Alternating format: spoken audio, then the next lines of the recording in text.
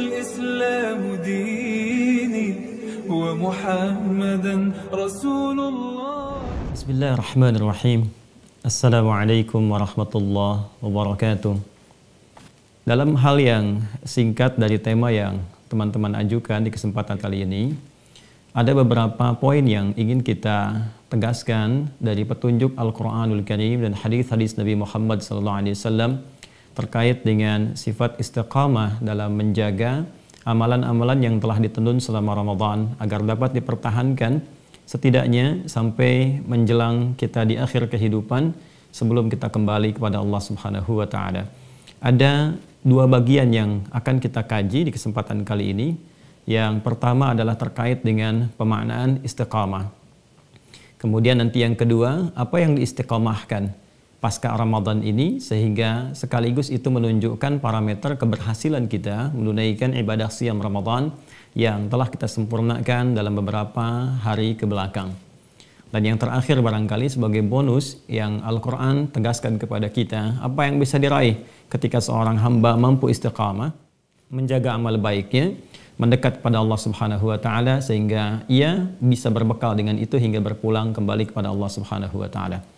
Baik, kata istiqamah tentu kita ketahui bersama adalah derivasi dari kata istaqama, yastaqimu, istiqamah. Ini turunan dari kata koma pada asalnya, dari tiga huruf qaf, waw, kemudian mim, lalu terjadi penyesuaian menjadi qama, bisa jadi aqama, kemudian istaqama. Asal katanya kalau kita rujuk ke dalam pendekatan bahasa Arab secara semantik, ini menunjukkan sesuatu yang tegak lurus, yang rapi gitu ya. Karena itu kalau kita mau menunaikan sholat, kita seringkali mendengar imam kemudian mengarah kepada jamaah dan mengatakan istau, istaqimu. Kan? Istau, kemudian luruskan, rapatkan, istaqimu, tegakkan dengan baik. Ya, karena sholat kemudian akan dimulai. Istaqimu, tegak, lurus, baik, sempurna. Itu kalimat perintahnya. Kalau kita ingin ambil dalam bentuk yang sifatnya masdar atau kita kembalikan ke dalam kata benda, maka dari kata istaqama, yastaqimu lahirlah kemudian istiqamah. Umumnya kata benda itu menunjukkan kepada sebuah sifat, karakter, keadaan. Jadi sesuatu yang tegak, lurus, konsisten pada sesuatu atau ruang atau bahkan pekerjaan yang telah dilakukan menjadi karakter sebelumnya. Jadi bila kita tarik kepada keadaan Ramadan, ada kebiasaan-kebiasaan di Ramadan yang telah dilakukan, yang telah dibiasakan, sehingga diharapkan dengan kebiasaan itu menjadi karakter yang menyatu dengan kepribadian kita semua, dan itu kemudian dipertahankan tegak lurus seiring berjalannya waktu konsisten sampai kita kembali kepada Allah Subhanahu wa Ta'ala. Itulah kira-kira kalau kita ambil pengertian secara singkat istiqamah bila dikaitkan dengan berbagai amalan yang telah kita tenun selama Ramadan. Sekarang pertanyaannya adalah, apa yang diistiqomahkan ini? Karena poinnya kan kita harus jaga. Ya? Apa yang kemudian kita harus jaga pasca Ramadan ini, yang sekaligus dengan penjagaan itu menunjukkan keberhasilan ibadah kita, latihan kita, training kita yang telah berjalan setidaknya selama sebulan di bulan Ramadan itu. Maka ini kemudian sebelum kita banyak menduga atau bahkan berspekulasi atau bahkan kemudian mencari-cari dengan pandangan kita sendiri, maka Al-Quran langsung memberikan batas. Allah Subhanahu wa Ta'ala menginfokan agar dengan penjelasan yang Allah telah turunkan ini, maka menjadi standar yang mutlak, standar yang menjadi rujukan bagi setiap insan beriman bahwa ini yang Allah inginkan, bukan yang kita harapkan, tapi yang Allah inginkan. Maka jika menyatu antara keinginan Allah dengan keinginan hamba, maka ikutkan keinginan kita kepada keinginan Allah Subhanahu wa Ta'ala. Itu yang disebut dengan tawakal. Dan ciri insan beriman itu semakin tinggi imannya, semakin kuat tawakalnya. Itu yang dimaksud Quran surah ke-8 Al-Anfal di ayat yang kedua itu. Innamal mu'minuna alladzina idza dzukirallahu wajilat qulubuhum wa idza tuliyat 'alaihim ayatuhu zadatuhum imana wa 'ala rabbihim yatawakkalun. Jadi ketika zadathum imana, imannya bertambah, maka tingkat tawakalnya, kepasrahannya, penyerahannya, sekaligus kepatuhannya kepada Allah itu semakin tinggi. Dan pembuka perintah penunaian siyam Ramadan itu dibukanya dengan panggilan iman. Ya ayyuhalladzina amanu, hai semua orang-orang yang beriman. Jadi artinya, akhirnya semua perintah, semua tanda ini menunjukkan dan mengarahkan pada satu sisi, kepatuhan, ketaatan, dan kedekatan kita dengan Allah Subhanahu wa Ta'ala. Dari titik ini kemudian Allah jelaskan kepada kita, kembali ke Al-Baqarah ayat 183. Ya ayyuhalladzina amanu kutiba alaikumusiyam kama kutiba alal ladzina min qablikum la'allakum tattaqun. Baik. Saya sedikit dalami dulu, walaupun kita padat sekali waktunya dan singkat waktu kita, tapi kita coba padatkan sedikit. Ya ayyuhalladzina amanu. Ya, kalau kita detilkan, di sini dipanggil menggunakan kata ya. Ya itu disebutkan 361 kali dalam Al-Quran. Kalau kita kembali belajar ke ilmu nahwu di gramatikal bahasa Arab, maka ya disebut dengan huruf nida, huruf panggilan. Tapi kalau kita dalami kemudian, ternyata panggilan ini mencakup semua makna huruf nida. Ada 14 makna huruf nida, kata Muhyiddin Ad-Darwishi, itu ada a, ada ya, ada ayah, ada ha, dan seterusnya. Itu semua dicakup oleh a, oleh ya. Jadi bisa memanggil yang dekat, yang menengah, yang jauh, sekaligus memohonkan pertolongan atau minta bantuan. Jadi seakan Allah ingin mengatakan dengan panggilan ya ayyuhalladzina amanu, hai semua orang yang beriman tanpa kecuali. Karena alladzina yang disebutkan 1080 kali dalam Al-Quran, itu isim mausul, konjungsi, mencakup semua kalangan tanpa kecuali. Mau laki-laki, perempuan, besar, kecil, tua, muda. Ya, ini memberi kesan kepada kita bahwa nanti pasca Ramadan pun, kalau kita ingin tarik kepada materi kita sekarang, pasca Ramadan pun, siapa yang ingin dilihat berhasil, yang istiqomah, maka semua orang yang telah menjalani ibadah puasa, ukurannya mesti ikut ukuran ini. Hai semua orang-orang yang beriman tanpa kecuali. Ini mencakup laki-laki, perempuan, besar, kecil, tua, muda, siapapun dia. Dan melewati sekat-sekat sosial, batas-batas sosial kemanusiaan. Kemudian ditekankan dengan menggunakan kata ayyuha, disebutkan 150 kali dalam Al-Quran. Ayyunya munada sebagai taukid penguat, haknya tanbih untuk pengingat. Jadi kalau kita mau detilkan terjemah tafsirnya, hei semua orang yang telah beriman tanpa kecuali. Baik engkau merasa dekat denganku, atau menengah, atau jauh dariku, kan? Kemudian aku tegaskan kepada kalian, aku ingatkan. Kutiba alaikumusiyam, diwajibkan bagi kalian saat ini menunaikan ibadah siyam kama kutiba alal ladzina min qablikum, seperti orang-orang dulu pun mendapati kewajibannya. Nah, ini inti materi kita. La'allakum tattaqun, dan diharapkan dengan penunaian ibadah siyam itu kalian akan menjadi pribadi yang semakin bertakwa. Ini ukurannya. Jadi kalau saya ingin gambarkan sedikit, kalau kita buat sedikit ke tabelnya atau urutannya, maka di sini kita menunaikan ibadah siyam. Dan tentu dilakukannya di bulan Ramadan.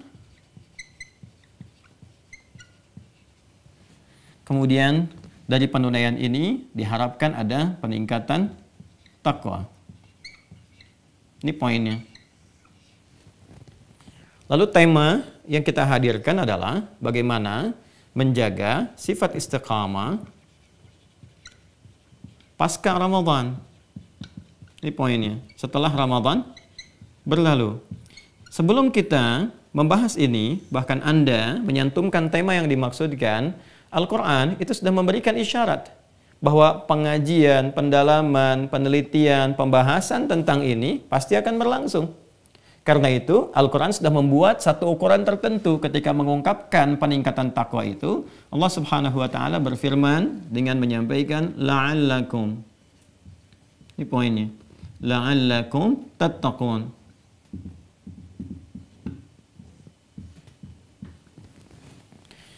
Peningkatan takwa yang disebutkan oleh Allah Subhanahu wa Ta'ala, yang pertama, saya ingin mulai dari yang kedua dulu, menggunakan diksinya tattaqun.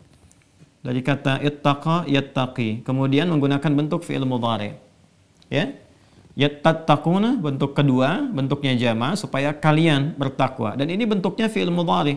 Seperti kita ketahui bahwa fi'il mudhari fungsinya lil hal wal istiqbal wal istimrar.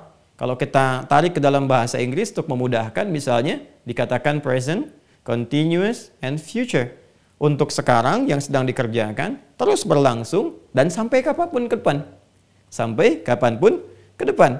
Jadi ternyata peningkatan takwa yang dimaksudkan di dalam ayat tentang perintah menunaikan ibadah siyam ini bukan hanya diharapkan terjadi pada saat penunaian ibadah puasa Ramadan. Baik itu di malam-malamnya ataupun di siang-siangnya. Selama bulan Ramadan, itu baru present. Ya, pada saat penunaian. Tapi penggunaan fi'il mudhari di sini memberikan kesan kepada kita bahwa yang diharapkan itu bukan hanya saat Ramadan. Ya, ciri atau parameter keberhasilan penunaian segala bentuk ibadah dalam latihan yang dilakukan pada saat siam Ramadan itu, maka akan terjadi peningkatan takwa itu baik saat Ramadan dan terus berlangsung continuous selama Ramadan sampai tuntas ibadah Ramadan itu ditunaikan, selesai akhir Ramadan, masuk kita ke 1 Syawal, Idul Fitr, kembali lagi boleh makan, kembali lagi keadaan semula kita dengan kondisi yang lebih baik, dan kemudian future. Nah, ini poinnya. Future. Ya. Sampai kita bawa terus. Kalau tadi Ustadz sih mengatakan ada yang bikin judul sampai ke akhirat misalnya, di bawah itu, ya boleh-boleh saja, karena memang future kan sampai kembali kita kepada Allah Subhanahu wa Ta'ala. Kalau mau pakai dalil kan tadi kita bisa bawa Quran surah ke-59 Al-Hasyr ayat 18 itu. Ya ayyuhalladzina amanu taqullaha wal tanzur nafsum ma qaddamat lighad. Hai setiap insan yang beriman, tingkatkan takwamu kepada Allah Subhanahu wa Ta'ala dan siapkan dirimu untuk membawa takwa itu sampai punya visi lighad. Lighad di situ kan sampai ke akhirat. Jadi kita tarik perjalanan hidup kita. Kalau saya selalu berbagi kurikulum kehidupan itu, keluarkan dulu tuh ayat akhiratnya. Ya, kita kan ingin kembali kepada Allah mendapat rahmat di akhirat dalam bentuk surga. Sedangkan surga itu kan ragamnya ada berapa? Ya, ada 8 kan? Ya, di Quran didetilkan kemudian di hadis. Nah, idealnya sebetulnya sederhananya kalau kita ingin tarik kurikulum ini ke dunia, keluarkan dulu saja aktivitas-aktivitas yang mengantarkan kita kepada harapan-harapan capaian surga. Misal banyak orang ingin mendapatkan surga Firdaus, tapi sedikit yang mengeluarkan karakteristik pelaku atau pemilik surga Firdaus itu. Kenapa nggak dikeluarkan surah Al-Mu'minun, Quran surah 23 misalnya, dari ayat 1 sampai dengan 11-nya. Itu kan karakteristiknya. Itu konteks akhirat, turunkan ke bumi menjadi kurikulum. Sehingga ada orang-orang ahli surga Firdaus yang berkehidupan di bumi dan konsisten melakukan itu sampai dengan wafat. Itu yang dimaksudkan membuat kurikulum kehidupan sampai dengan akhirat. Akhiratnya turunkan ke bumi, diminiasikan, dan itu yang dilakukan dalam perjalanan kehidupan kita. Ini contohnya gitu kan. Nah, sekarang sebelum sampai ke sana, kita batasi dulu. Ini poin pertama. Jadi kata Al-Quran, ukuran keberhasilan seseorang dalam menunaikan ibadah siamnya itu terjadi peningkatan takwa. Yang bisa dilihat pada saat dia menjalani puasa Ramadan, sampai akhir Ramadan, sampai pasca Ramadan. Ini ukurannya, peningkatan takwa pasca Ramadan. 1. Apakah semua orang yang telah menyelesaikan ibadah siam akan mengalami peningkatan takwa? Belum tentu. Kenapa? Karena kata tattaqun yang menutup ayat 183 surah Al-Baqarah didahului dengan kata la'allakum. Dari kata la'alla plus kum untuk menunjuk, kata kedua dalam bentuk jama' kepada kalian, sehingga di sini bentuknya menggunakan tattaqun. La'alla ini kata Al-Imam As-Suyuti dan juga ditetapkan dalam ketentuan gramatikal bahasa Arab disebut dengan harfut taraji. Ya. Apa itu harfut taraji? Secara singkat adalah huruf yang menunjukkan harapan yang sangat kuat untuk meraih sesuatu yang diinginkan, namun tidak mungkin itu bisa dicapai kecuali dengan kesungguhan, kecuali dengan keseriusan. Artinya, Allah sendiri sudah memberikan kesan, sudah mengisyaratkan kepada kita bahwa peningkatan takwa yang dimaksudkan, yang akan dimiliki, dialami oleh para insan beriman yang telah sempurna menjadi alumni Ramadan, menyelesaikan ibadah siamnya, bahkan pasca Ramadan, itu hanya akan bisa didapatkan oleh orang-orang yang memang serius dalam mengisi hari-hari Ramadannya. Jadi kesungguhan itu equal akan mengalami keselarasan dengan hasil yang kemudian diraih. Baik, kan seringkali orang mengatakan kalimat yang sederhana namun padat kan, usaha tidak akan membohongi hasil katanya kan, kata beberapa orang kekinian. Nah, ini kesungguhan yang kita kerjakan selama Ramadan itu akan terlihat bagaimana hasilnya pasca Ramadan, dan itulah usaha yang ditempuh selama Ramadan. Karena itulah kemudian kalau kita ingin melihat dan membuktikan, karena masih ada harapan, ya selalu ada peluang. Jadi kalau di Quran atau di hadis itu ada arah-arah kepada motivasi atau penunjukan pada sesuatu, maksudnya adalah kita diminta untuk masuk ke dalam ruang itu. Bukan kita menghukumi atau memvonis, lah kayak sayanya nggak dapet ya, atau ini ayat untuk dia, bukan. Ya, tapi sepanjang ayatnya umum, maka jangan dikhususkan. Maka ayat itu membawa kita untuk hadir ke ruang itu. Contoh, prakteknya sederhana gini. Di Ali Imran ayat 37, itu kan ada keutamaan Sayyidah Maryam alaihissalam.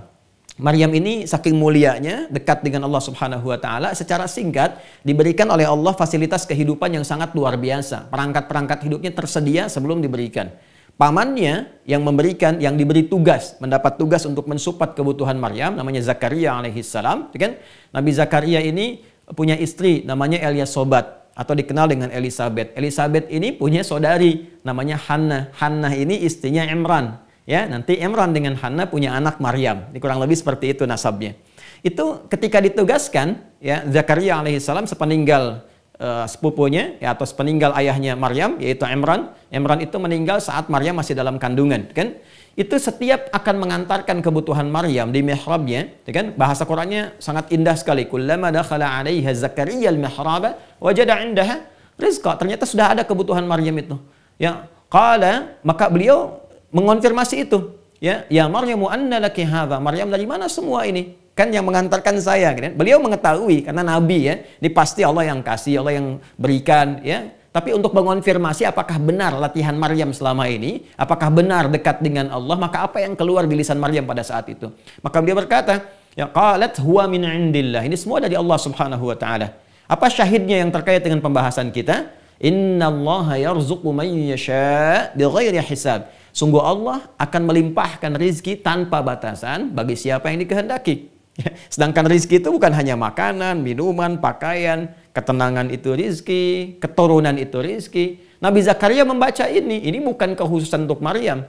Tapi dibuka ayatnya sebagai isyarat orang-orang yang mampu mendekat kepada Allah seperti Maryam melakukannya, maka terbuka juga peluang beliau untuk mendapatkan itu. Maka Nabi Zakaria kemudian beribadah di mihrabnya Maryam itu, sholat dan minta kepada Allah untuk diberikan satu karunia yang kata orang masih terbatas, yaitu keturunan. Karena istri beliau divonis monofos, dan mandul secara medis, klinis, kata manusia nggak mungkin. Maka beliau memohon kepada Allah di mihrabnya Maryam itu. Maka di ayat 38-nya diabadikan doanya dalam Al-Quran di surah Ali Imran ayat 38. Hunalika da'a Zakaria rabbah qala rabbi habli min ladunka dzurriyyatan thayyibah innaka sami'ud du'a. Dan yang terjadi, terkabul doanya. Fanadatul malaikatu wa huwa qa'imun yusalli fil mihrab anna Allah yubashshiruka bi Yahya. Ini satu gambaran peristiwa yang memberikan sebuah kesan keistimewaan, tapi sifatnya terbuka untuk umum, sekalipun satu yang mengalaminya. Jadi poinnya, kalau ada yang seperti itu, kita masuk ke dalamnya. Bukan kita memvonis diri seperti ini atau orang lain seperti itu. Ini di dalam kaidah asbabun nuzul disebut dengan al-ibaratu bi'umumil lafzi la bi khususis sababi. Hikmah itu, hukum itu, bahkan kesan itu bisa diambil dengan keumuman lafaznya, bukan karena kekhususan sebabnya. Itu poinnya. Kalau kita kembalikan ke sini, ya Bapak Ibu sekalian, kalau kita kembalikan ke sini bahwa kalau nanti kita melihat bahwa ciri-ciri ini ada pada diri kita, maka terus sempurnakan. Itu yang disebut dengan istiqamah. Jaga, tegak lurus pada itu semua, ya, pertahankan sampai kita kembali pulang menghadap Allah Subhanahu wa taala. Bisa ketemu Ramadan berikutnya lagi, bisa tidak bertemu sesuai dengan ajal yang telah Allah tetapkan. Tapi kalau kita melihat bahwa belum ada peningkatan yang dimaksudkan, maka jangan memvonis diri. Tugas kita adalah, nah ini poinnya, menyempurnakan kembali, membuktikan kesungguhan kepada Allah bahwa tidak sia-sia kita diberikan kesempatan selama Ramadan ke belakang itu. Boleh jadi itu adalah pondasi untuk meningkatkan amalan selanjutnya. Itu poinnya. Kalau sudah paham pada landasan ini, ya, pemikiran ini atau cara kita menangkap isyarat Al-Quran seperti ini, baru kita kemudian keluarkan inti pembahasannya. Apa yang diistiqomahkan itu? Nah ini bagian keduanya. Al-Quran memberikan satu isyarat sederhana, takwa. Ini hasil kita saat Ramadan. Waktu saya sangat terbatas, 45 menit. Jadi saya tidak akan membahas terlalu dalam, karena nanti kalau kita mau bedah ini sesungguhnya sangat dalam sekali, luas sekali pembahasannya. Kita hanya akan khususkan pada spesifik yang kita latih selama Ramadan saja. Kata takwa dan derivasinya di Quran itu setidaknya terdapat sebanyak 115 kali. Kalau mau digali lebih menarik lagi, nanti lawannya nafsu. Nama lainnya fujur, ya. Nanti takwa disebutkan 115 kali, nafsu disebutkan 115 kali. Lawan takwa itu fujur. Makanya takwa dengan fujur dikontradiktifkan dalam Al-Quran. Di Quran surah ke-91 Asy-Syams di ayat 7 sampai 10.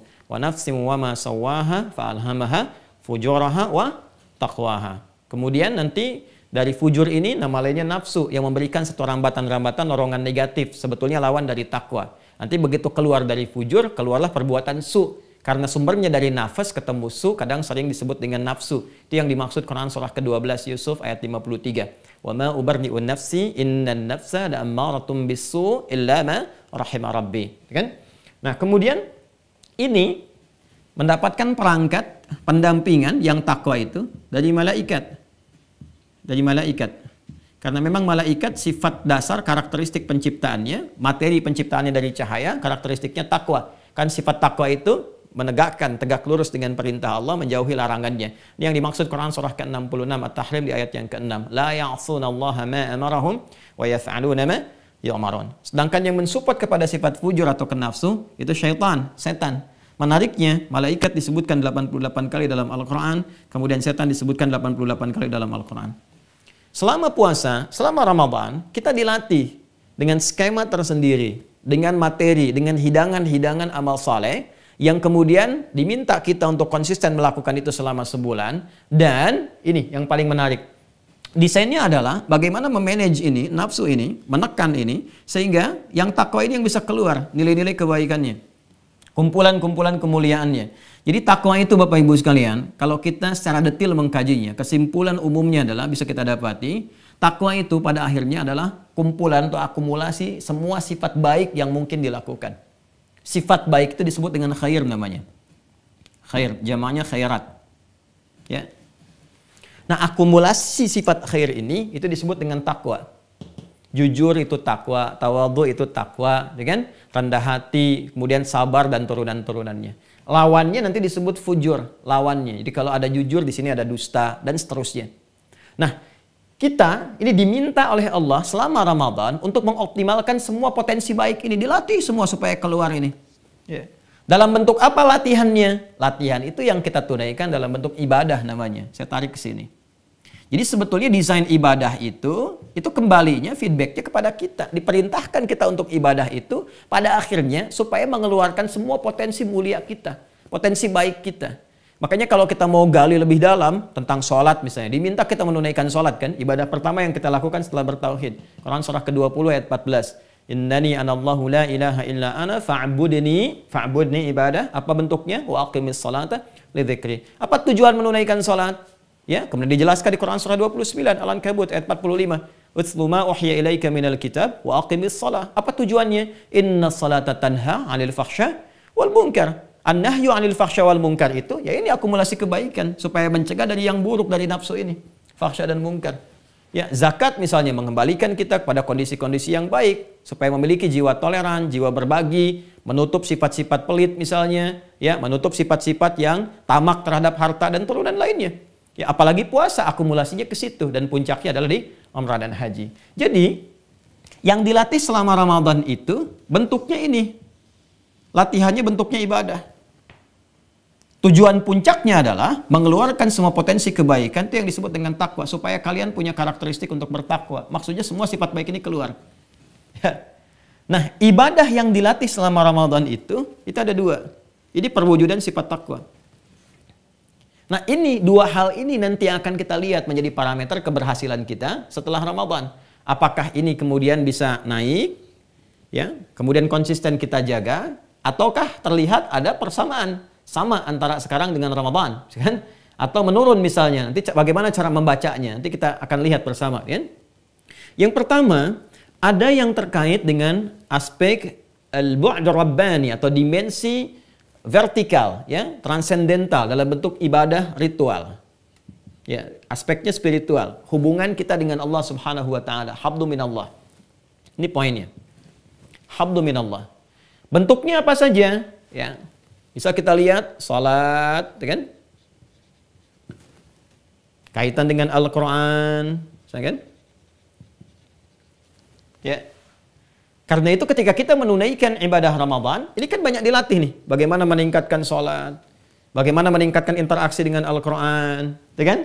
Dan ayatnya sangat bertebaran di dalam Al-Quran. Kalimat takwa pertama dalam Al-Quran, skema amalnya adalah ini, amalan ritual.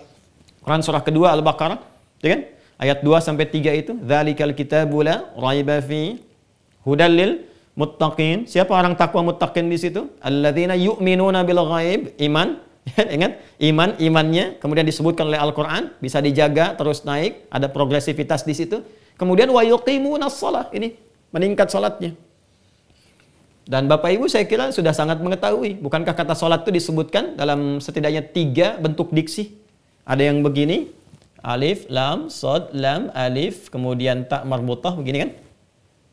Ada yang begini, alif, lam, sod, lam, waw, alif, kemudian ta maftuhah. Ada yang begini kan? Alif, lam, sod, lam, waw, fathah tegak di atasnya tak marbutah. Gini kan? Ya kan? Kalau ini sudah kita banyak dapati umum, bentuknya tunggal, ya satu, bentuk mufrad, singular.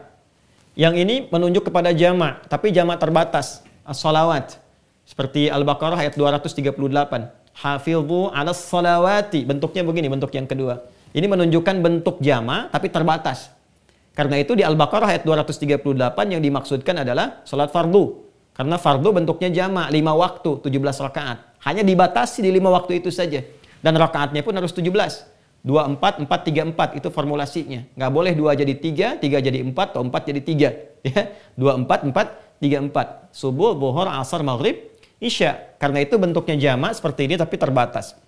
Tapi kalau yang ini, ya, as-shalah, ini bentuk terlihat seperti tunggal, ya, tapi mengandung makna jamak. Dan jamaknya tanpa batas, artinya melebihi batas yang fardu yang ini. Jadi kalau di sini 5 waktu, 17 rakaat, yang ini yang melampaui batas ini. Ibadah yang melampaui batas fardu itu, ya, pelampauannya disebut dengan nafilah. Ya, jamaknya nawafil, hukumnya disebut dengan sunnah. Seperti tahajud misalnya, di Quran disebut dengan nafilah. Quran surah ke-17 Al-Isra ayat 79. Ya, wa minal laili fatahajjad bihi nafilatan laka asa an yab'atsaka rabbuka maqaman mahmuda. Jadi yang melewati batas ini disebut dengan nafilah, jamaknya disebut dengan nawafil, hukumnya disebut dengan sunnah. Ya, maka kita kenal dengan salat sunnah. Salat sunnah. Maka di dalam Ramadan, bukankah kita dilatih untuk meningkatkan salat fardu dengan mengoptimalkan salat-salat nafilahnya kan? Nawafilnya, sunnahnya. Kita bangun lagi malamnya, ba'da isya kita tunaikan tarawih, gitu kan? Yang disebut oleh Nabi dengan qiyam Ramadan, sifatnya disebut tarawih.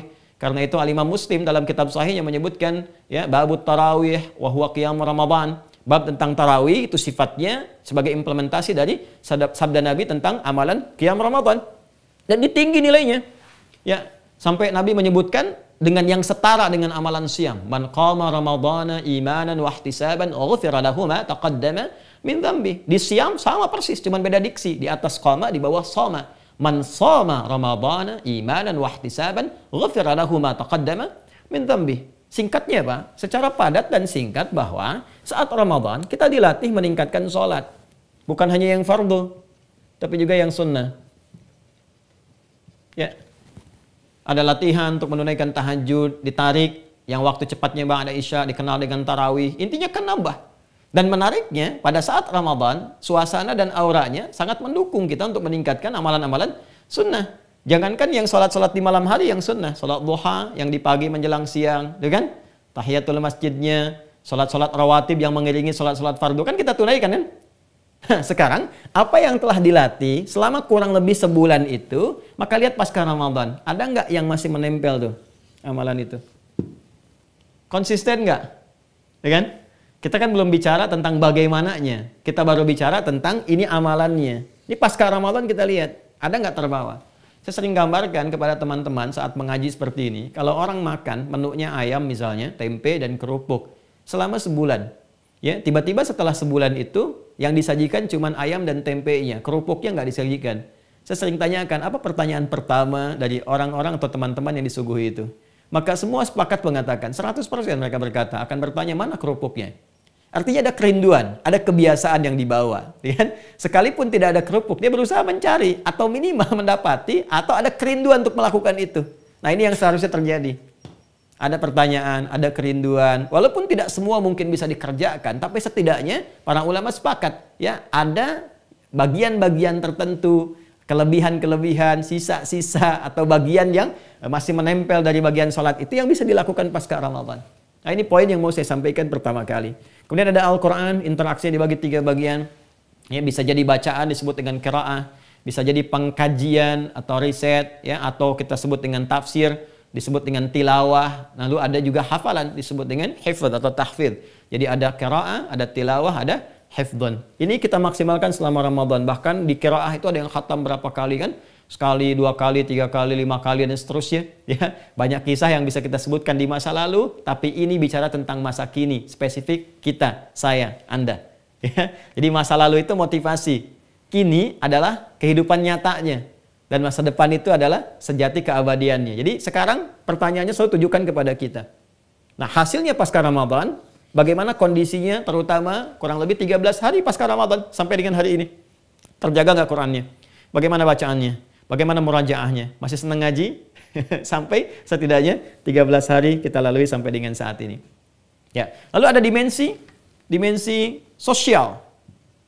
Nah, ini poinnya. Ini ada dimensi ritualnya, ada dimensi sosialnya. Ya. Dimensi sosial ini kita kembali pada ayat yang tadi dibacakan oleh Qari kan? Quran surah ketiga Al Imran ayat 133 sampai 134 ya, di paling kanan sebelah atas tuh di Quran surah ketiga Al Imran. Ya. Kalau kita teruskan kan ini poinnya dimensi sosial. Wasari'u ila maghfiratin min rabbikum wa jannatin 'arduha as-samawati wal ardu u'iddat lil muttaqin. Siapa muttaqin di sini? Alladzina yunfiquna fis sarwa wad dharra. Kan? Dia yang gemar berbagi infak. Wal kadhiminal ghaidha, menahan nafsu tuh, menahan amarah. Bukankah saat puasa kita dilatih untuk menahan amarah? Masih ingat di Al-Bukhari? Masih ingat di kitab Siyam itu hadis nomor 3-nya, paling kiri sebelah atas di kitab Al-Bukhari itu, ya, ketika Nabi mengatakan as-siyamu junnatun fala yajhal wala yarfuth wala yajhal wa ini mru'un qatalahu wa syatamahu falyaqul inni shaimun la khulufu famis shaimi, ya kan, la khulufu famis shaimi atyabu indallahi min yaumal qiyamati min rihil biski, ya.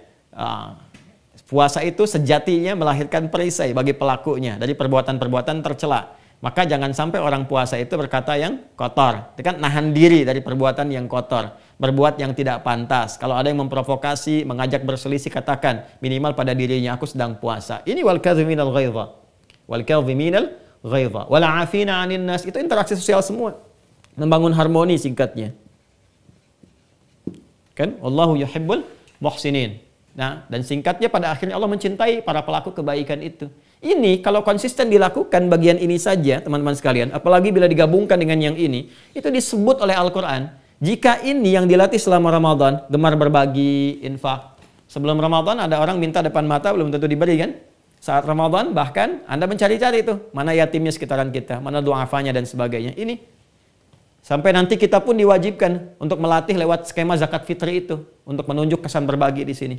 Membangun harmoni, saling memaafkan, ya, bahkan Anda membuat ruang halal bihalal kan, konteksnya untuk kesini kan, implementasi dari ini, gitu. Itu salah satunya.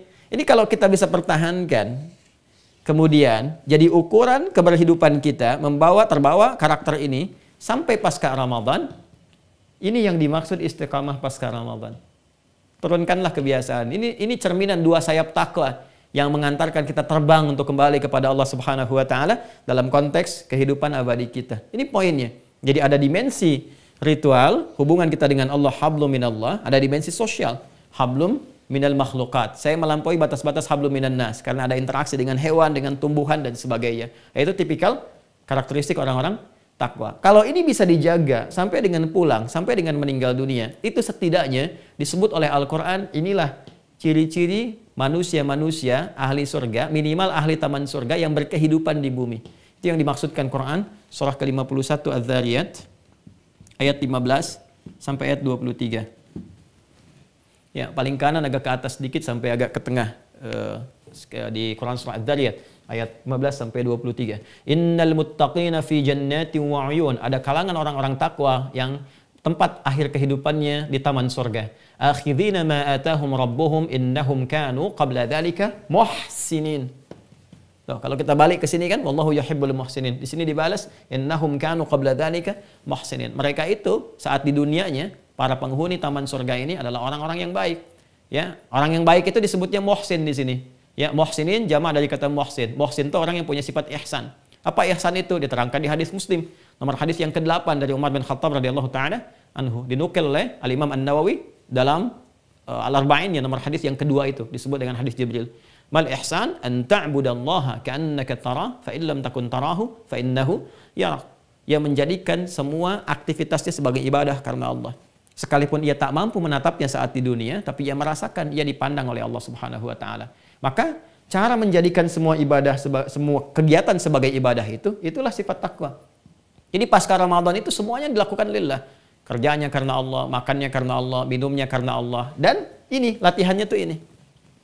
Karakternya disebut dengan karakter takwa, sifat orang disebut dengan muhsin.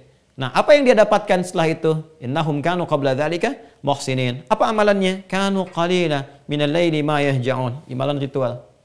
Wabil ashari hum yastaghfirun. Banyak istighfar. Itu yang kita lakukan saat Ramadan kan?